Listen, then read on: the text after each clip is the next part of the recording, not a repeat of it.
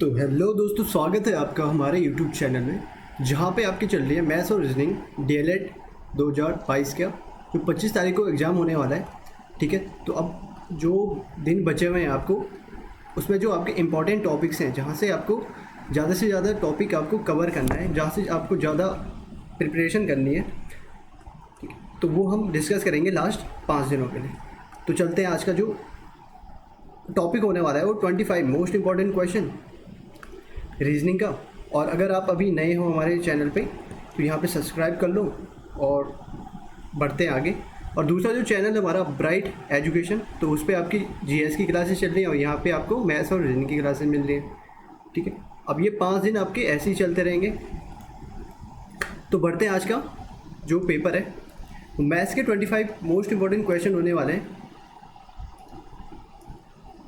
तो देखते हैं पहला क्वेश्चन, इसको थोड़ा सा सेटअप कर लेते हैं।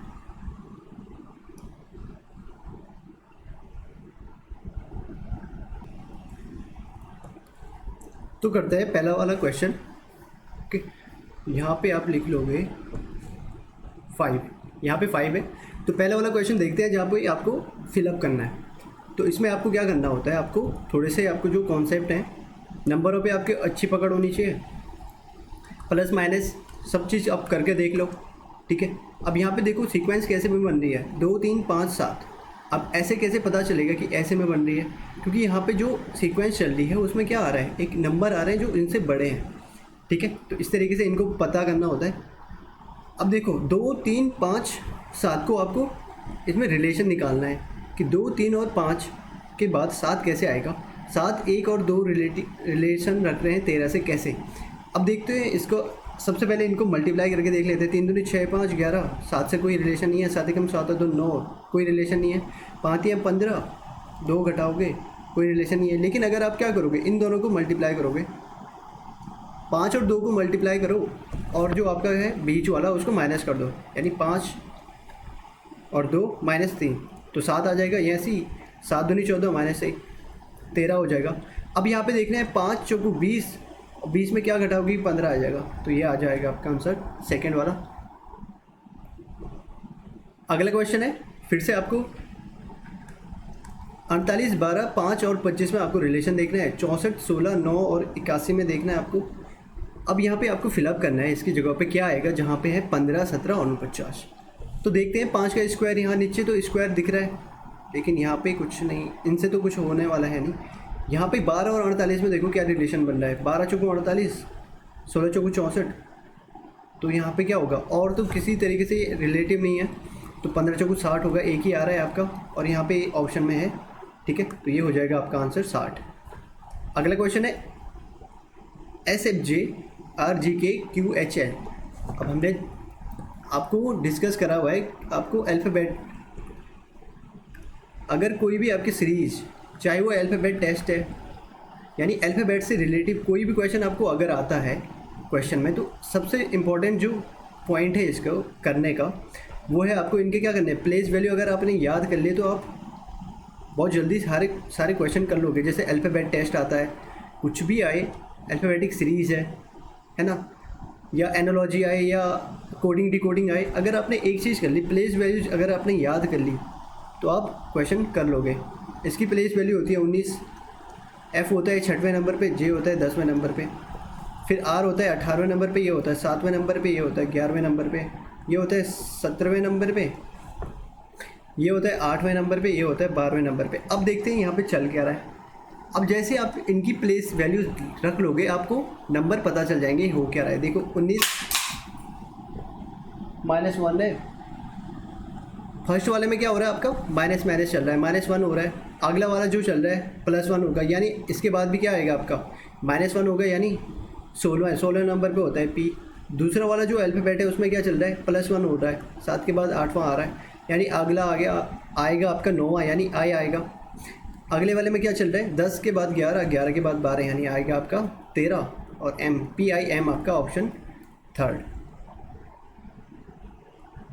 अगला क्वेश्चन है, रोहित तरुण का पिता है, तरुण कला का भाई है, कला दिलीप की पत्नी है, दिलीप का तरुण के साथ क्या संबंध होगा।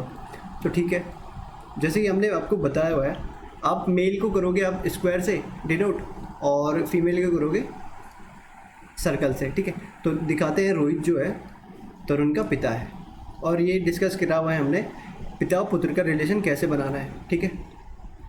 तरुण का पिता है, ठीक है। जब तक आपका इनका जो जेंडर है आप नहीं बताया गया है तब तक आप नहीं मानोगे कुछ भी, या मेल या फीमेल कुछ भी नहीं रखोगे। अब आपको लग रहा होगा तरुण क्या है, तरुण होता है मेल का नाम, तो अगर उसने दिया नहीं है कि तरुण मेल ही है तो आपको मेल नहीं बनाना तब तक उसे, ठीक है। अब यहाँ पे बोला गया है तरुण कला का भाई है, तो हमने बना दिया, कला यहाँ पे रख लिया, ठीक है।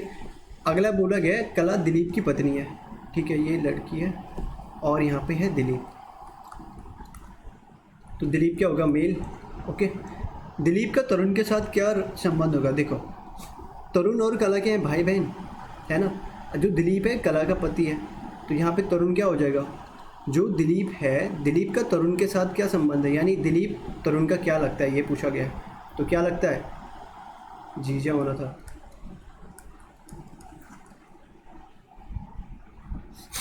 ठीक है। तो जीजा होगा, वहाँ पे कुछ ऑप्शन में साले की जगह जीजा कर लेंगे। अगला क्वेश्चन है समीकरण किसी प्रणाली के आधार पर हल किया गया है, उसी आधार पर अनुत्तरित आने वाले समीकरण का सही उत्तर आपको दिखाना है। 9 6 2 को लिखा गया 2 6 9, 8 6 5 को लिखा गया 5 6 8, 5 4 1 को लिखा क्या जाएगा, देखते हैं। 9 6 2, अब जैसे ही आपने इनको देखा और यहाँ देखा तो आपने क्या पाया, सारे जो नंबर हैं वो सेम है, तो अब क्या चलेगा। लेकिन क्या हो रहा है, यहाँ डिसेंडिंग में आ रहा है, यानी पीछे से आगे या रिवर्स हो जा रहा है, सॉरी रिवर्स हो जा रहा है ना।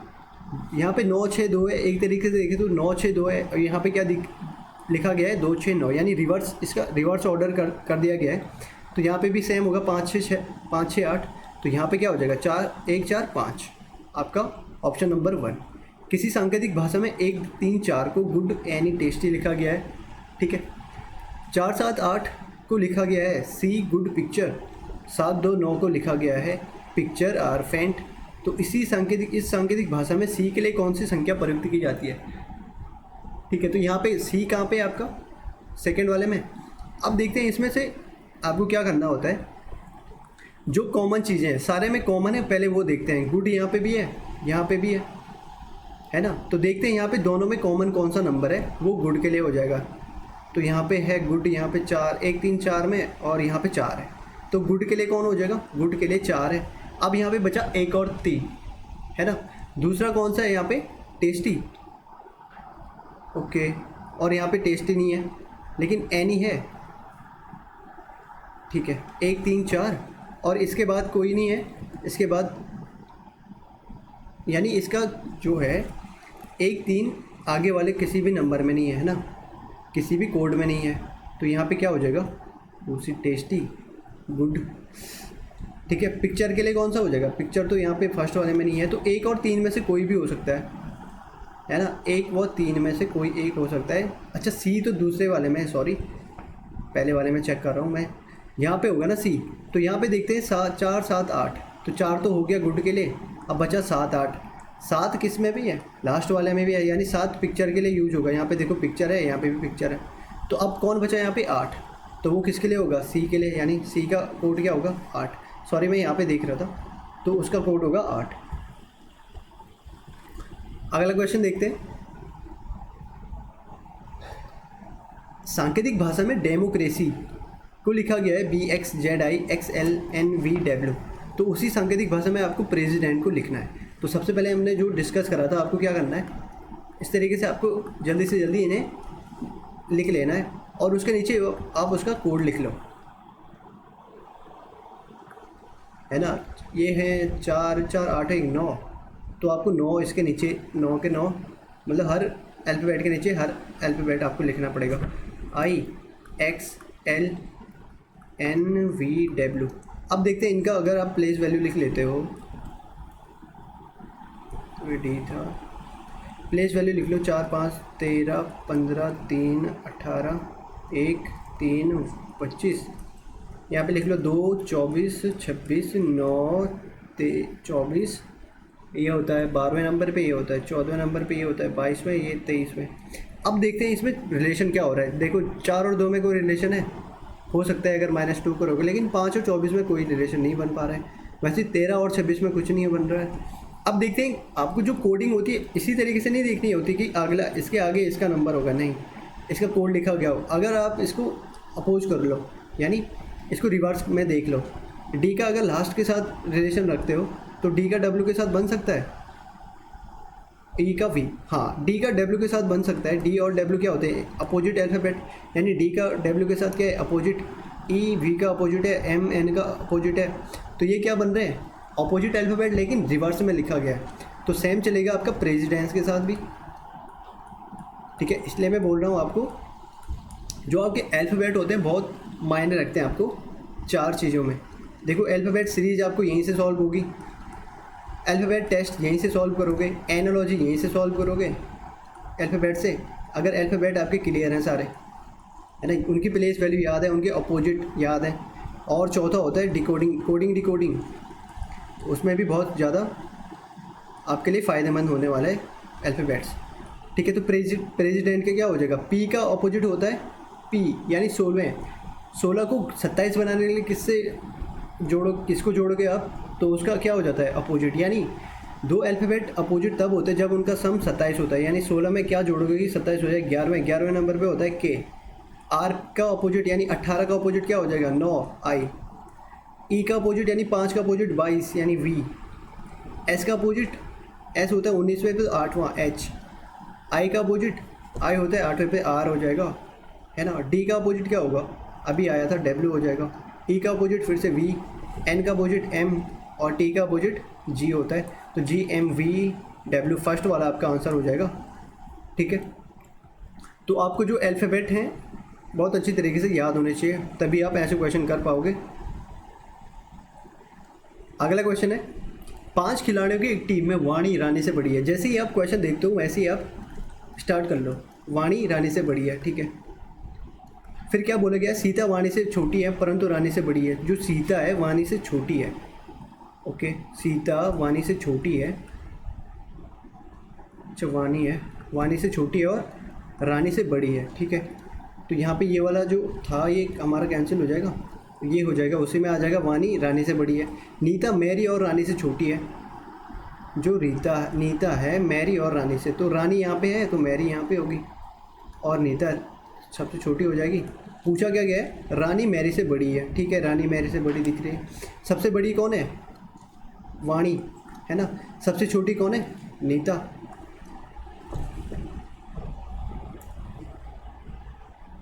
तो रीजनिंग में सबसे जो इम्पोर्टेंट है वो है आपकी अप्रोच, क्या है, कैसे आप क्वेश्चन को देख पा रहे हो। अब लिखा गया है मैथमेटिक्स में अक्षरों के ऐसे कितने जोड़े हैं जिनके बीच उतने ही अक्षर हैं जितने कि अंग्रेजी वर्णमाला में उनके बीच।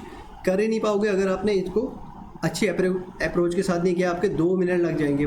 इससे पहले आप क्या करो, सीधे इनके लिख लो, प्लेस वैल्यू लिख लो। जैसे ही आप प्लेस वैल्यू लिखोगे नंबर में आप क्या कर पाओगे, उनमें देख पाओगे, है ना, अच्छे तरीके से देख पाते हो। देखो 20, 9, 3, 19। अब यहाँ पे आपको क्या करना है, हर नंबर के बीच कितने का गैप है आप अच्छे से बता पाओगे। अल्फ़ाबेट में उस अच्छे तरीके से नहीं होता है, तो यहाँ पे आप क्या करना है, अब नंबरों के बीच आप देख पाओगे। देखो 13 और किसके बीच है, 1, 2, 3, 4, हर एक अल्फ़ाबेट को देखना है, ठीक है। 1, 2, हर एक नंबर को देखना है, 1, 2, 3, 4, 5, 6, 7, यानी 14, 15, 16, 17, 18, 19, 20।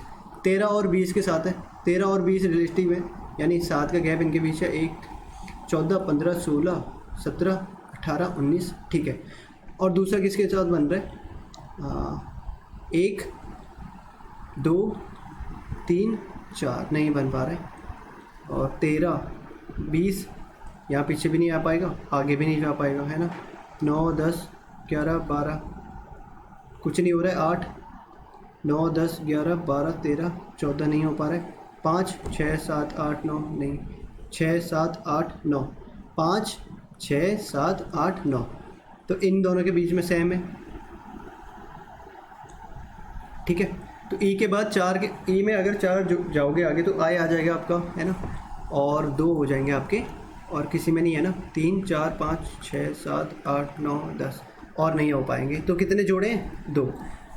कुछ बालक एक पंक्ति में बैठे हैं और राम दाएं से 19वां है और बाएं से 23वां है, तो उस पंक्ति में कुल कितने लोग हैं। जब आपको इस तरीके का क्वेश्चन मिलेगी, सबसे पहले आपको पता होना चाहिए लेफ़्ट प्लस राइट। अगर किसी एक पर्सन की आपको लेफ़्ट और राइट की क्या प्लेस वैल्यू पता है तो वो क्या होती है, टोटल से एक ज़्यादा। यानी अगर आप सबसे जो ईजीएस्ट एग्जाम्पल होता है वो आपका अल्फ़ाबेट होता है। अल्फ़ाबेट में अगर आप ए को देखोगे लेफ्ट हैंड साइड से वो होता है फर्स्ट नंबर पे, राइट हैंड साइड से देखोगे 26 नंबर पे। अब इनकी लेफ़्ट और राइट की पोजीशन को जोड़ दिया जाए तो कितना आता है, 27। लेकिन अल्फ़ाबेट तो हमारे 26 होते हैं, तो ये क्या दर्शाता है, जो एक अल्फ़ाबेट की लेफ़्ट और राइट की जो पोजीशन आपका जो उनका सम होता है वो क्या होता है, टोटल से एक ज़्यादा। यानी ये हर जगह पे आपका क्या होगा, अप्लाई हो जाएगा। अब देखते हैं, अगर L प्लस R टोटल से एक ज़्यादा होगा तो यहाँ पे L से कितनी है, यानी वो 19वें से, अगर लेफ्ट हैंड साइड दाएँ से 19वां है और बाएं से 23वां है, तो ये जोड़ देंगे आप तो ये 42 होगा। लेकिन ये टोटल से एक ज़्यादा हो जाएगा, यानी टोटल इससे एक कम हो गया, यानी 41 आंसर आ जाएगा। ठीक है,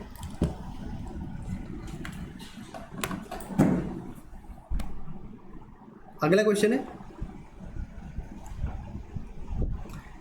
राम उत्तर की ओर मुंह करके खड़ा है। ठीक है, राम उत्तर की ओर मुंह करके खड़ा है।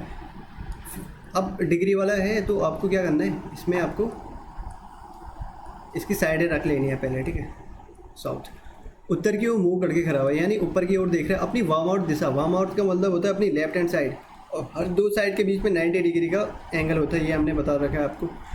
वामाउट दिशा में 135 डिग्री चला। अब दो साइडों के बीच, दो दिशाओं के बीच में 90 होता है, तो 135 का होगा।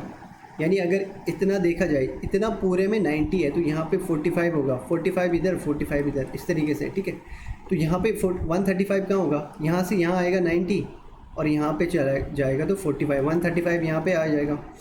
और फिर उसी दिशा में 180 डिग्री घुमा, यानी अब फिर से यहाँ से वामाउट जाना है। 180 क्या होती है, सीधी लाइन बनाएगा, यानी यहाँ पे पहुँच जाएगा 180 डिग्री। अब बोला अंत में दक्षिणावर्त दिशा में, यानी राइट हैंड साइड, यहाँ से अब राइट हैंड घूमेगा और 90 डिग्री घूमा। अगर यहाँ से 90 डिग्री आएगा तो 45 यहाँ पे तक पहुँच पाएगा, है ना। दो साइडों के बीच में 45-45 का गैप होता है, यानी 90 डिग्री तो 45-45 हाफ हाफ हो जाएगा। तो यहाँ पे दक्षिणावर्त दिशा में 90, यानी यहाँ पे आ जाएगा। तो ये कौन सी साइड होती है, साउथ ईस्ट, तो कौन सा होगा, दक्षिण पूर्व। तो कौन सा होगा, दक्षिण पूर्व। ठीक है, जो अगला क्वेश्चन है वो बार बार आपको पूछा, मैं हर बार आपको क्वेश्चन देता हूँ ये वाला। देखो, एक आदमी के पास कुछ बतख व बकरी हैं, इसके लिए आपको थोड़े से कॉन्सेप्ट पता होना चाहिए बतख और बकरी का, है ना। बतख के 2 पैर, बकरी के 4 पैर। इसी कॉन्सेप्ट के साथ एक क्वेश्चन सॉल्व हो जाएगा। आप क्या कर सकते हो, आप यहाँ पे ऑप्शन के साथ भी इसको सॉल्व कर सकते हो। देखते हो, यदि उनके सर गिने गए तो सिरों की संख्या 80 थी। हर किसी के सर एक एक होते हैं, है ना। यानी अगर अब एक्स बतख हैं और वाई बकरी हैं तो इनके सर मिला के 80 हैं, यानी वो टोटल भी तो 80 होंगे। अगर सर 80 हैं तो हर किसी के एक ही सर होते हैं तो 80 हो जाएगा। पैर अलग अलग होते हैं ना, यदि और उनके पैर गिने गए तो 280 पैर है। अगर मैं मान रखे हैं एक्स आपके टोटल हैं और 2-2 पैर होते हैं बतख के, तो टोटल पैर कितने हो जाएंगे सबके, 2x, है ना। और जो बकरी है उन टोटल है आपकी संख्या y, हर बकरी के 4 पैर है तो टोटल जो पैर हो जाएंगे 4y हो जाएगा। मिलके कितना बना रहा है, 280। अब यहाँ से सॉल्व करते जाओ, x इक्वल टू हो जाएगा 80 - y, और यहाँ पे आप x इक्वल टू यहाँ पे रख लोगे। और इसको सबसे अच्छा तरीका होता है आपको ऑप्शन से सॉल्व करने का। अगर ऑप्शन से नहीं कर पा रहे हो, अगर यहाँ से देखना है आपको, तो देख लेते हैं इसे। तो यहाँ से 4y है, 4y में से 2y हो जाएगा और ये राइट हैंड साइड जाके माइनस हो जाएगा। यानी 180 में से आप क्या घटाओगे, नहीं 280 में से 160 घटाओगे, यानी 120 बचेगा आपके पास। तो y इक्वल टू 60 आ जाएगा। अगर y इक्वल टू 60 है तो x कितना हो जाएगी, 80 हो जाएगा, 20 हो जाएगा x। तो 60 बकरी, y क्या थी हमारी बकरी और 20 क्या थे बतख, x क्या था बतख। तो अगर देखो बकरी आपको पता है, यानी मिलकर तो 80 होना उसने, इस पर तो कोई प्रभाव, यहाँ पे सारे के मिला के 80 ही होंगे। लेकिन जब आप पैर गिनोगे और पैर गिनोगे तो आपको पता चलेगा। देखो हर बकरी के होते 4 पैर, तो 60 बकरियों के 240 हो जाएंगे पैर मिलके, है ना। और 20 बतखों के कितने पैर मिल होंगे? 40। तो यहाँ से आप क्या कर सकते थे, 240 और 40 280 हो जाता, अगर आप ऑप्शन से करने जा रहे हो। अप्रोच मैटर करती है, आप किस तरीके से कर रहे हो, ठीक है। ऑप्शन से ये क्वेश्चन वैसे ही हल हो जाएंगे। देखो किसी घड़ी में 3:45 हो रहा है, 3:45 हो रहा है। यदि इसका दर्पण प्रतिबिंब देखेंगे तो बताइए कितना समय होगा? 12, 3, 9, 6। अब जब आप दर्पण देखते हो तो यहाँ पे लगाते हो, है ना। जब आप उसमें देखोगे तो कौन सी पोजीशन चेंज होगी और कौन सी आपकी कांस्टेंट रहेगी, इस पर आपको थोड़ा सा ध्यान देना है। अब जब देखोगे तो ये वाली पोजीशन आपकी क्या रहेगी? कांस्टेंट रहेगी। और ये वाला जो हिस्सा है, ये वाला यहाँ चले जाएगा, 3 वाला हिस्सा, यानी ये वाला पूरा हिस्सा 1, 2, 3, 4, 5, ये वाला पूरा हिस्सा इधर की साइड दिखेगा आपको।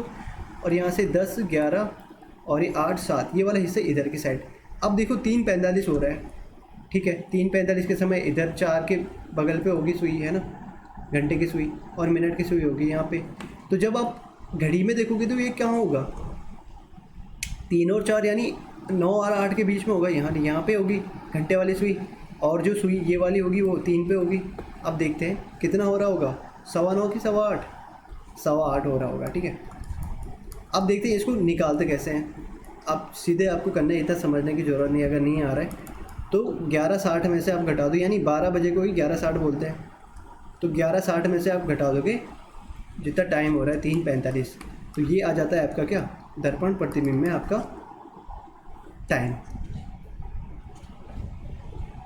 अगला क्वेश्चन है, यदि किसी घड़ी में 3 व 4 के बीच 90 डिग्री का कोण हो तो बताइए क्या समय होगा। अब इसके ऑप्शन नहीं दिए गए क्योंकि यहाँ पे हमने इसको सॉल्व करना है। देखो 3 और 4 बजे के बीच, अब सबसे पहले तो आपको ये पता होना चाहिए कि जब 90 डिग्री का कोण कब बनता है? जब घंटे और मिनट की सुई के बीच में कितने मिनट का फासला होता है? 15 मिनट का। 1 मिनट 6 डिग्री चलता है ना। 1 मिनट में 6 डिग्री का कोण बनता है। जब घंटे की सुई चलती है तो 1 मिनट में 6 डिग्री का कोण बनाती है, तो 90 डिग्री का कोण 15 मिनट में बना देगी। तो अब देखो, एक तो 3:15 पे होगा, है ना। आपको क्या दिखाना है? एग्जैक्ट टाइम दिखाना है। तो एक तो 3 बजे होगा, है ना। 3 बजे तो 90 डिग्री का कोण बनेगा। एक कहाँ पे होगा? एक इधर की साइड होगा, तो यही वाला हमको दिखाना है। तो एक होता है आपको, जब घंटे की सुई मिनट की सुई से आगे होती है तो पॉजिटिव में आता है। आपको कोण कौन सा लेना है?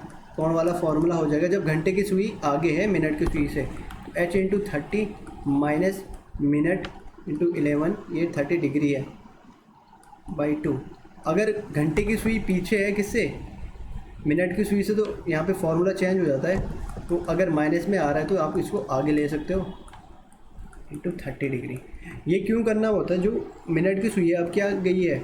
घंटे की सुई से आगे पहुँच गई है, इसलिए माइनस में आता है। तो इसको हम चेंज करके इस तरीके से लिख सकते हैं। या तो यहीं पर आप क्या करोगे, जो माइनस में आ रहा है आपको प्लस मान लोगे। अब देखते हैं 3 व 4 बजे के बीच। अब देखो आवर कितना हो रहा होगा? 3, है ना। आवर की जो सुई है वो 3 बजे तो होगी। मिनट हमको एग्जैक्ट निकालना है, ये वाला निकालने की ज़रूरत नहीं है 3 बजे, तो ये वाला निकालोगे आप। तो 90 आपका क्या दिया गया है? कोण दिया गया है, तो इस वाले में रखोगे, क्योंकि यहाँ पे क्या है? मिनट की सुई घंटे की सुई से आगे है। तो मिनट आपको एग्जैक्ट टाइम निकालना है, बटे 2 और माइनस 3 गुणा 30। तो यहाँ पे कितना हो जाएगा? 90 डिग्री, और ये मिनट 11/2 और माइनस 90।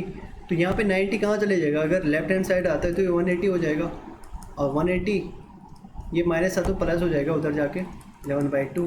तो ये इधर जाके क्या हो जाएगा? ये 2 जो है इधर जाके मल्टीप्लाई हो जाएगा 180 के साथ, यानी 360 बाई, और मिनट क्या हो जाएगा उसके डिनोमिनेटर यानी हर में, तो मिनट क्या हो जाएगा? 360/11। अब भाग करते हैं 360 को 11 से, तो 11 3 33, 3 जा रहा है, 11 दूनी 32 और 8/11। ये आ जाएगा आपका आंसर कि 32 मिनट हो रहा है, और जो ये एग्जैक्ट टाइम होता है, ठीक है। इस तरीके से आपको पूछा जाएगा। तो और एक क्या होता है? 3 बजे ही होता है। देखते हैं, एक समूह के 45 लोगों ने एक दूसरे के साथ हाथ मिलाया, तो बताइए कितनी बार हाथ मिलाएंगे। तो ये थोड़ा सा कॉन्सेप्ट आपको पता होना चाहिए। जब एक ही बार लोग हाथ मिलाते हैं, यहाँ पे 4 लोग हैं, अगर ये भाई इनके साथ हाथ मिलाएंगे तो 3 लोगों से मिलाएंगे ये वाले, जब ये मिलाएंगे अब इनके साथ नहीं मिलाएंगे क्योंकि एक ही बार हाथ मिलाना है, ये मिला चुके हैं। तो ये जो ये तीसरा वाला है कितनी बार मिलाएगा, 2 बार। ये वाला कितनी बार मिलाएगा, 1 बार। अब ये सब के साथ तो मिला चुका है, तो टोटल कितने हाथ मिलाए गए, 3 2 5 1 6, यानी 4 लोगों ने 6 बार मिलाए। और इसके लिए फॉर्मूला होता है n × n - 1/2। ये उस तरीके से भी आ जाएगा अगर n 4 लेते हो, है ना। 4 लोग थे हमारे इस वाले क्वेश्चन में, और 4 - 1/2, तो ये 2 हो जाएगा। और 4 में से 1 घटाओगे 3, और 3 दूनी 6, ये हो जाएगा। तो सेम आपको क्या करना पड़ेगा, 45 और 45 - 1/2। कॉन्सेप्ट अगर इस तरीके से आपको समझ में आता है तो ये भी समझ जाओगे, ठीक है। 45 × 44/2 यानी 22, तो 22 पंजे 110, और 22 को 88, और 88 11 99 ना, 22 पंजे 110, और 22 को 88 11 99, तो 990 आपका आंसर हो जाएगा सेकंड वाला। तो ये भी पिछली बार आपके पेपर में आया हुआ था। अब देखते हैं 7 को लिखा गया, एनालॉजी का क्वेश्चन है। 7 रिलेशन रखता है 350 से, तो 8 किसके साथ रहेगा, यहाँ पे आपको ऑप्शन दिए गए हैं। अब एक तरीके से ये क्या लग रहा है, जो रिलेशन इसका इसके साथ होगा वैसे ही आपका 8 का और इसके बाद वाले नंबर का होना चाहिए। अब यहाँ पे आपको लग रहा है 7 है और इसके साथ 50 के साथ मल्टीप्लाई किया है, ठीक है, लेकिन यहाँ भी तो होना चाहिए। यहाँ तो ऑप्शन में 400 है ही नहीं, तो 8 पंजे 40, 400 होना चाहिए था, यहाँ पे नहीं है, तो आपको फिर से दोबारा सोचना पड़ेगा 7 350 कैसे रिलेशन रख सकते हैं। देखो अगर आपने क्यूब याद किए हुए हैं, इसलिए मैं हमेशा बोलता हूँ क्यूब और स्क्वायर आपको ध्यान में रखने, और उनके जो ये नंबर पहचानने आने चाहिए आपको। 7 350 के साथ रिलेशन अगर उस तरीके से नहीं रख रहा है, 50 का मल्टीप्लाई होके, तो क्या करोगे, इसका क्यूब या स्क्वायर करके देख लो। क्यूब करके देख लो 343 आता है, और वही नंबर आप जोड़ दोगे तो 350 आ जाएगा, यानी नंबर का क्यूब प्लस वही नंबर।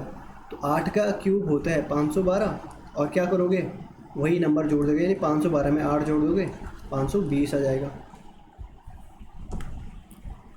तो सबसे इम्पॉर्टेंट होता है आपको नंबर पहचानने।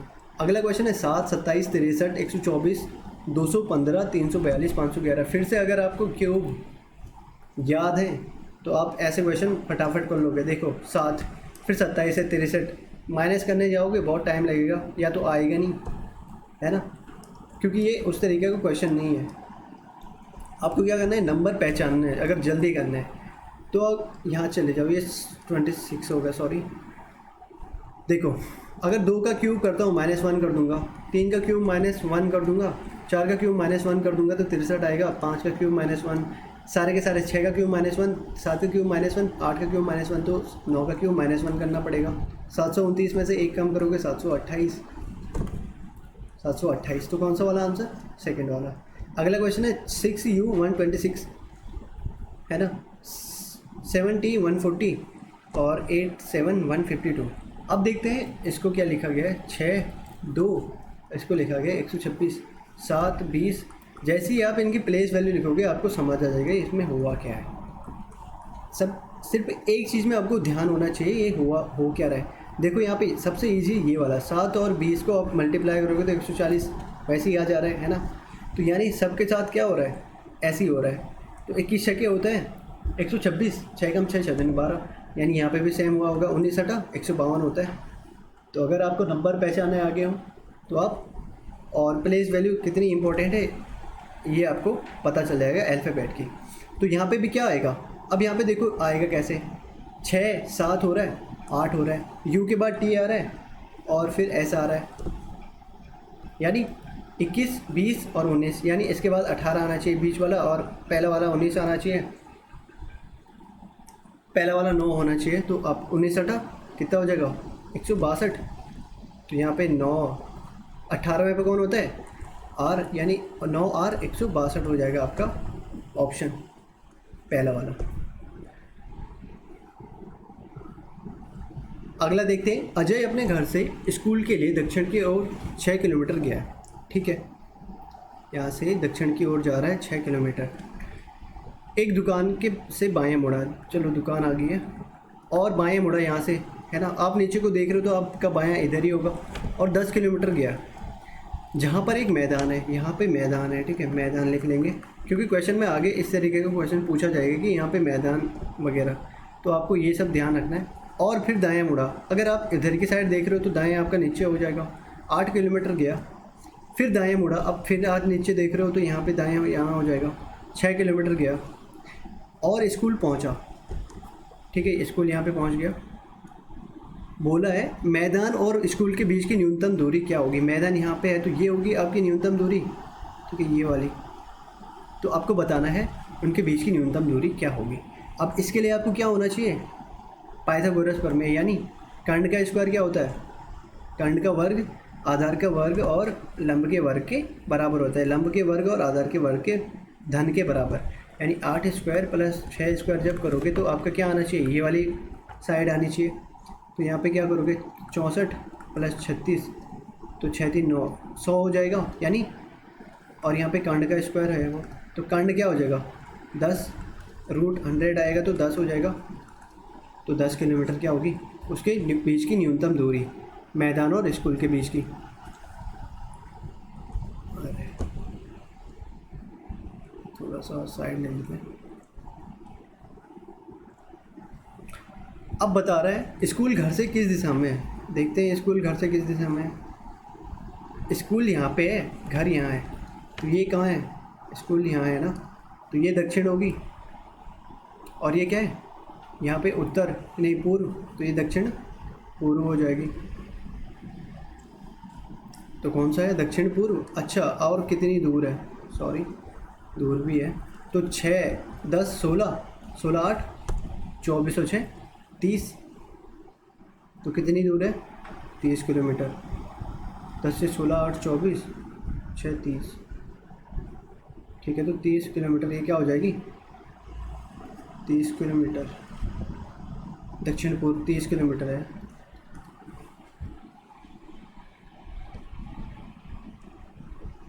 अगला क्वेश्चन है 5 साल पहले आंसू की माँ आंसू से 3 गुनी बड़ी थी, ठीक है।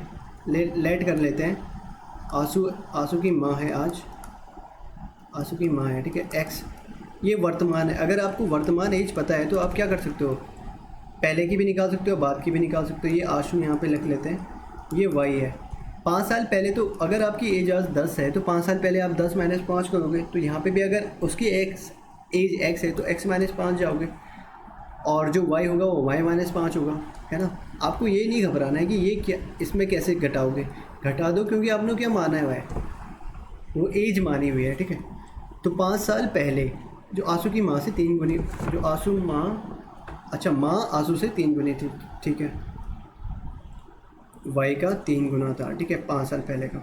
5 साल के बाद क्या हो जाएगा, अगर आप 10 साल के हो आज, तो 5 साल बाद जाने के लिए आप जोड़ते हो ना 5 साल, तो यहाँ पे अगर उसकी एज x है तो 5 साल के बाद क्या हो जाएगी, x + 5, x + 5 क्या हो जाएगा 2 गुनी, आंसू से 2 गुनी बड़ी। तो आंसू भी क्या होगा 5 साल बड़ा होगा, उसके बाद 5 साल बाद 5 साल ज़्यादा होगी उसकी एज।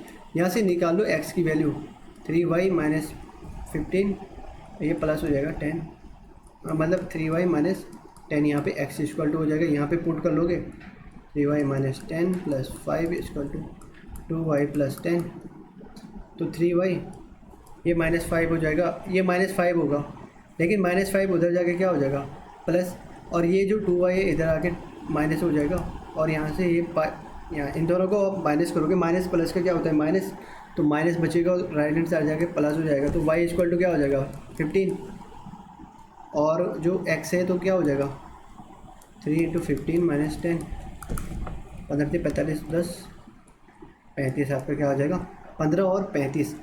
लेकिन आंसू की एज पूछी गई है तो 15 साल, y जो है थी आपकी,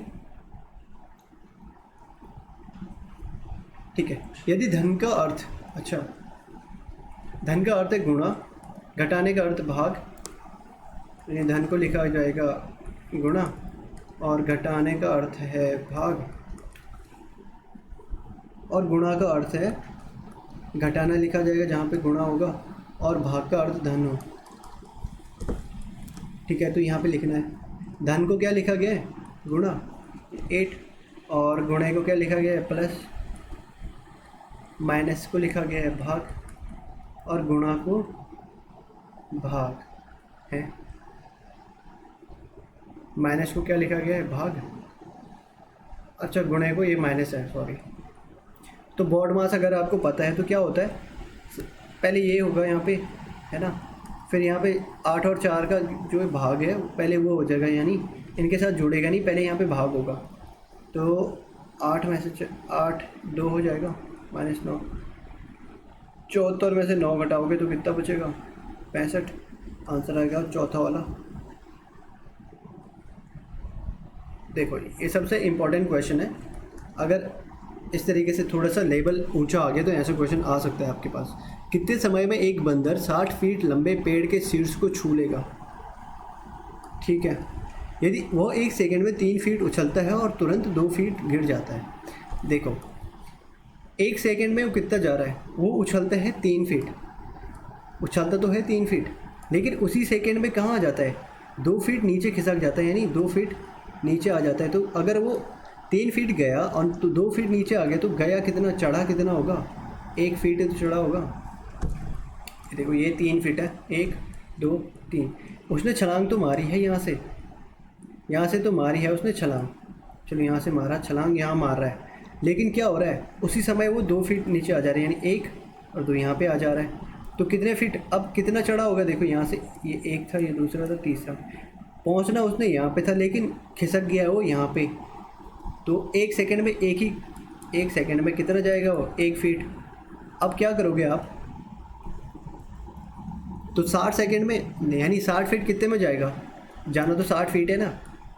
अब देखो 60 से मल्टीप्लाई नहीं करना है आपको कि 60 फीट 60 सेकंड में 60 फीट, नहीं, हर सेकंड में 1 फीट पहुंच रहा है, लेकिन कब, जब 3 फीट ऊपर चढ़ रहा है और 2 फीट नीचे आ जा रहा है। तो लेकिन जब लास्ट वाला जो सेकंड, जब यहाँ पे एक कंडीशन ऐसी आएगी जब वो क्या करेगा, यहाँ पहुँच गया होगा और क्या नहीं करेगा, नीचे नहीं आ पाएगा, खिसक नहीं पाएगा, तो वो वाली कंडीशन भी आपको ध्यान रखनी है। यानी अगर आप उछलोगे ऊपर 3 फीट, उसके बाद नीचे नहीं आओगे तो आपको क्या करना है, वो वाली 3 फीट माइनस कर दो 60 में से।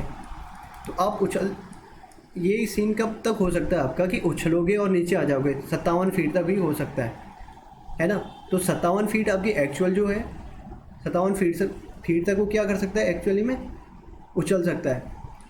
यानी 1 फीट को 57 फीट बनाने के लिए आपको क्या करना पड़ेगा, 57 सेकंड में वो क्या करेगा, ऊपर पहुंचेगा 57 फीट तक हर 1 सेकंड में। लेकिन जब लास्ट वाला सेकंड लेगा जहाँ पे वो 3 फीट ऊपर मारेगा, अब उसके बाद नीचे नहीं खिसक पाएगा, क्योंकि वो कहाँ पहुंच गया होगा, यहाँ पे उस समतल जगह पे, ठीक है। इस तरीके से मान लो, तो लास्ट मिनट सेकंड में उसने 3 फीट मारना, अब नीचे नहीं आ पाएगा, तो यानी 1 सेकंड और लगेगा उसको 60 करने में, है ना। 1 सेकंड में जब 3 फीट कूदेगा तो ऊपर नीचे नहीं आ पाएगा, तो कितने टोटल कितने में सेकंड लगे, 58।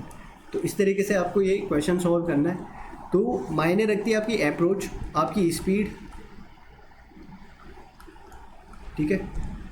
50 क्वेश्चन, और जो डायग्राम वाले क्वेश्चन है वो अब नहीं करेंगे, क्योंकि उसमें आपको सिर्फ देखना होता है, उसमें टाइम उसमें आपको कुछ अप्रोच आपकी लगती नहीं है ना।